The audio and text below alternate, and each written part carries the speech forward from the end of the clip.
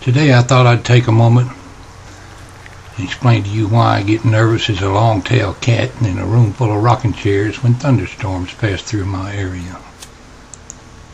Today, as we watch a few clips of some bad weather that's passed through here recently, I thought I'd take a moment and tell you about the time I was in a tornado back in 1975.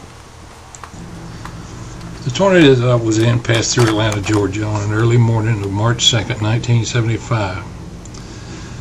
Some of the things seem funny to me now, but at the time were no laughing matter, especially those of us who lived through it. The tornado swooped through Atlanta neighborhoods and industrial areas alike, doing heavy damage to the governor's mansion as well. There were over $56 million damaged, and that was a lot of money back in them days. It was about 7:30 a.m. on a dreary, rainy morning. I was working the repair track and had just come on duty at 7 a.m. I worked track 1 at the time, making running repairs. Usually heavy repairs were assigned to other tracks, and that suited me just fine because I preferred to do running repairs. On my arrival, I was somewhat perturbed because the third shift had shoved the cars in my track too far, and the first car there for me to work on was outside the protection of the roof of the shed that we worked under, and that meant I was going to have to work out in the rain. The day shift had not yet started their work and were standing around some electric heaters that we had set up at the back of the shed. They were having their morning coffee and bull session. I thought to myself, they can talk all they want and watch me work, but I was going to fly into that empty piggyback and break the world's record of completing the third shift repairs of the spring-type carry-iron that they had been repairing before the rains hit again. Then I could stand by the heaters and watch them work a while. I got right to work and had the welding hood down over my head and was welding up a storm and was completely oblivious to the storm that was brewing behind me. I had a good steady beat of welding going, was making good times towards completing the welding portion of the job. Someone called my name and shouted, "Come here!" I ignored them, but they kept calling me. But I just shouted out from under my welding hood, "Can't y'all see I'm busy?" At the time, the approaching tornado was within a quarter of a mile of me. It was coming on fast straight at us. To my bewilderment, the electricity went off due to the power lines being destroyed that supplied the shed with power. I remember thinking as I laid the helmet down on the car, oh well, I tried. Guess I'll go see what they want with me. I was meandering their direction when someone shouted in an authoritative voice that sent chills up my spine. "You better run," they called. One look over my shoulder told me they were right, and that I needed to proceed from where I was post-haste. What I saw when I looked back was an awful sight. The sky was filled with debris.